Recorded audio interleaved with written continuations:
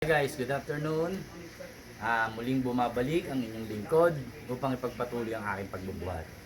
Actually, na-stop ako siguro ng mga 2 days due to an accident dahil naimbitahan kami sa basketball. So, nag-basketball kami and then yung kapatid ko, syempre kalaban ko, nabangga niya ako dito sa ribs. So, yung tama sa akin sa rib talagang masakit. Although na hindi naman masyadong delikado, pero hanggang ngayon masakit pa rin. Actually 2 nights na akong walang maayos sa tulog dahil every time na iikot ako masakit. So nilagyan ko siya ng dahon ng tuba, which is this one. Tinapal ko to, bumili rin ako ng bandage yan. 2 araw ko nang ginagamit to. So tinanggal ko lang ngayon para makasingaw-singaw yung balat. And then after ko magbuhat ngayon, mamaya pagligo ko, lalagyan na ulit ako niyan. So yun na nga guys, muli bumabalik ang inyong lingkod para ibalik ang aking exercise.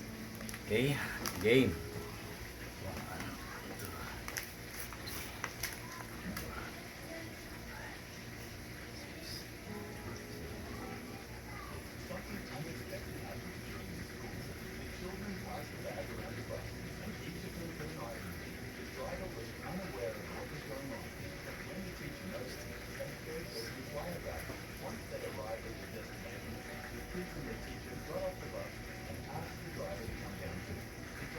23, 4, 5,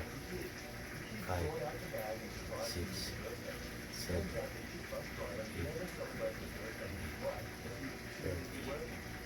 30. So yun guys, 30 times.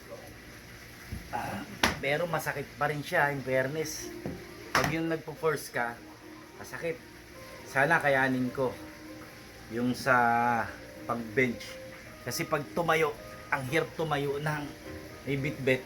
Yung force ng katawan natin na parang naiipon dito. So masakit. Sana kaya. Ito lang pag ginuwat ko isang kamay sa kaliwa. Sobrang sakit.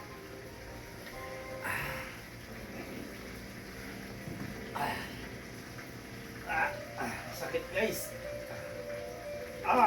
Hindi kaya. Hindi kaya. Masakit. Hindi ko kaya. Oh my God. Masakit. Kasi yung parang pwersa ng katawan natin, yung hangin na iipon dito, ang sakit. Ayun, paglip pa lang, ang sakit na. So guys, yun lang nagawa ko. Ang dito bicep. Ay nako, hindi pa kaya. Kailangan talagang totally wala na. So yun naman sabi ko guys, pasensya na. Kahit sit up, hindi ko kakayanin. Talaga matindi. Tindi yung tama ko dito sa ribs. Pag inawakan siya, ganyan, medyo okay naman siya eh. Pero yung internal niya ang masakit. Yung sa loob mismo. So yun nga guys, pasensya na. Hindi ko natuloy, hindi ko natapos. Kahit actually isang set lang ng bicep. Wala, sorry. Babalikan ko na lang kayo para maituloy natin pagka gumaling na ako. Pero I'll keep update naman. Maraming salamat sa mga sumusuport or nag-follow or sinusubaybayan ang changes ng aking katawan. So yun lang guys, like I always said, God first at mag-ingat palagi. Ito, okay na yung lumbar ko, medyo okay na. Unfortunately, yun nga, nabangga ako ng kapatid ko, na-bump niya ng kanyang shoulder. Matigas ang shoulder no kasi medyo payat siya.